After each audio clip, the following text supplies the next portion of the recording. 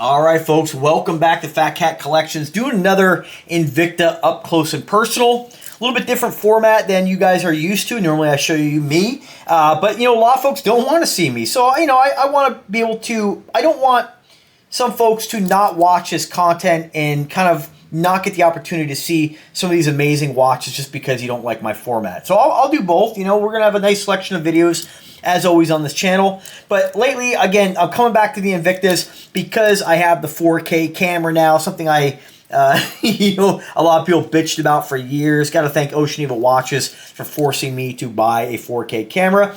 And you know what? These watches really deserve me coming back to them. So what do we have today? So remember, just so you guys know, I haven't bought an Invicta in quite some time. Probably I'd say a couple of years. This is one I've had for probably about 5 or 6 years now, and this is the Venom Hybrid. We're going to talk about why they call it the Venom Hybrid. So, when this watch first came out, they were about $1,000 and they were selling out. One of my boys on internet, Mandy Lyon, he bought the stainless steel one. He paid $1,000 for it. Loves it. Has Richard Mille, $600,000 Richard Mille. He'll tell you quality Invicta. It's there. It just is, right? So what do you get with this watch? So why do I love this watch? I mean, the Invictas just really get me excited. I think for you guys who've been watching me for a while, you guys know when I put up an Invicta video, it's that excitement comes back because they're so impressive. Again, all these watches, Nubeo, Aviate, Earnshaw, Duxo, these are all awesome watches. The quality's there, but the Invictas really are, we'll include Nubeo in that, but they really are very unique pieces of art, right? And again, I enjoy wearing all these watches. Sometimes I get surprised with a watch like this one I just got from Earnshaw that I absolutely am blown away how much I like this watch. Like, I absolutely love it. The color combination, the skeletonizing, love it. It's like my new favorite. But you just can't, it's just not this, right? So, Invicta Venom Hybrid. So what they did is they taken some design aspects from several different Invictas and combined it into one. Now this one here, dripping in gold, right? This sucker is one of my favorite color combinations in gold, the two-tone rose and yellow gold. It is just stunning. Rose tone bezel. What do we got here? Rose tone, sorry, this lighting's a little hard to... Rose tone crown, rose tone center links. It's all done in mirror polished gold. Worn the hell out of it. Let me just wipe it a little bit so you can see the bracelet. Definitely got some scratches, but not an insane amount. Remember, you're gonna scratch mirror polished steel. It's just the way it is. There's just no way around it. But I mean, it's held up really well. I mean, it's just part of, if you're worried about scratches, you don't buy mirror polish, plain and simple. Beautiful, beautiful watch. So what they did is they took the Venom 2 bezel with the Sub-Aqua Specialty bracelet and case. Then they took the Sub-Aqua Noma 5 crown and function pushers and combined them all with my favorite Ronda movement, the Master Calendar. I love this movement. It is just busy. It's clean. It's classy. It is quartz. All right, it is Ronda, but it is really a beautiful, beautiful watch and a beautiful piece. Case and cradle design, all carved out. 316 stainless steel, flame fusion crystal. Look at the Invicta won an award for these function pushers. Look at this.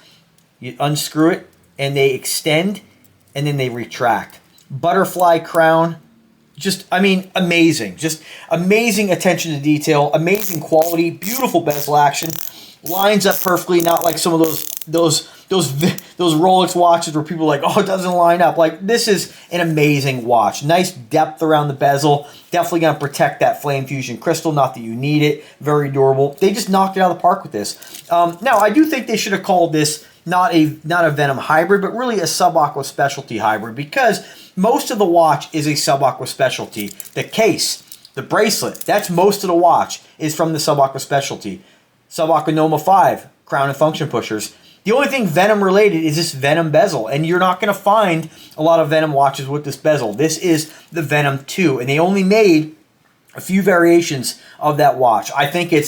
I like it more than the original Venom bezel. It's too bad they didn't make more Venoms with this. I did have the Venom 2, but when I got the Venom Hybrid, I just thought that they were too similar, and it's just something I wasn't going to wear because these are the ones when I want that look, I gravitate towards this watch. Now, I do have it in blue face with yellow gold, yellow gold, like a matte finish or brush finish. And I think that's the only one I have. I think I only have 2 of these watches.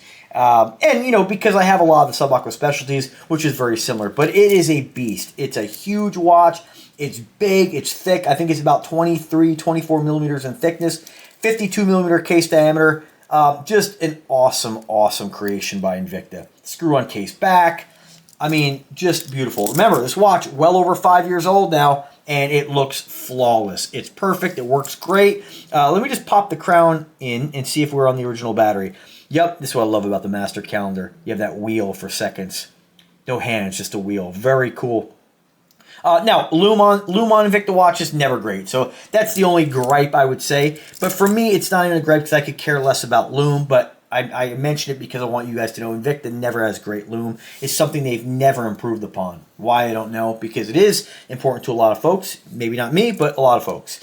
But love the Master Calendar, and still on the original battery. Again, over 5 years, same battery. Remember, those Ronda movements, pull that crown out to number 2, or the farthest setting, you're going to save 70% of your battery power, or battery life. It is just a beautiful, beautiful piece. I'm trying to adjust this light a little bit here. We're not getting any kind of... I don't know how this camera's picking this up. I feel like it's getting fooled a little. See if that's a little better.